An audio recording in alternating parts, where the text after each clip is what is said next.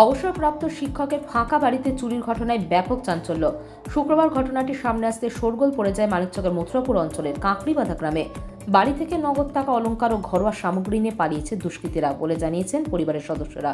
ঘটনা সম্পর্কে জানা গেছে, কাঁকড়িবাঁধা এলাকার বাসিন্দা প্রাক্তন শিক্ষক নিরাপদ পাণ্ডে বিগত 2 দিন ধরে সপরিবারে মালদায় ছিলেন তারা। এদিন বাড়ি ফিরতে দেখেন ঘরের মূল দরজার তালা ভাঙা, ঘরের ভিতরে সমস্ত কিছু ছড়িয়ে ছিটিয়ে রয়েছে। ঘরে থাকা চুরি, নগদ টাকা সহ মূল্যবান সামগ্রী নিয়ে চম্পট দিয়েছে চোরেরা। নিরাপদ পাণ্ডে বলেন, অবসরের পর যা জমিয়েছিলেন সমস্তটাই চুরি হয়েছে। ফাঁকা বাড়ির সুযোগে ঘটনাটি ঘটেছে। পুলিশের লিখিত অভিযোগ জানিয়েছি।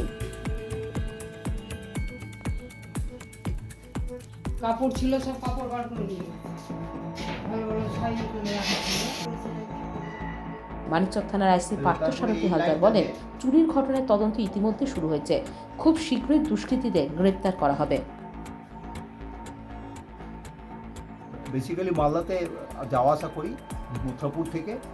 মথুরাপুর কাঁকড়িবাঁধা অঞ্চলে আমার বাড়ি।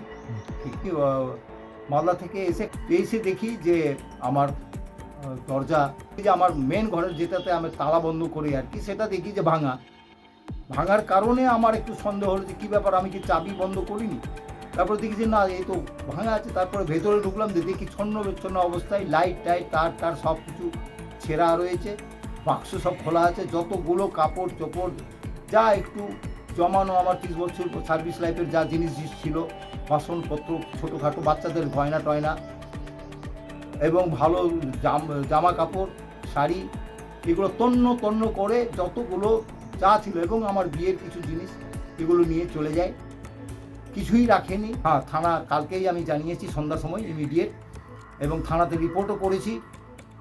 আনুমানিক আমি আর কি বলবো, আমার মনে হয় এটা 2-এর উপরে যাবে, 2-3-এর উপরে যাবে, যে এটা আমার সর্বস্ব চলে। আমি অনুরোধ করছি যে আমি রিটায়ার্ড পারসন, আমার 2টো বাচ্চা, ওদের জন্য আমি যতটুকু অল্প একটু সঞ্চয় করেছিলাম, পেট কেটে সম্পূর্ণ লুটে নিয়ে গেছে।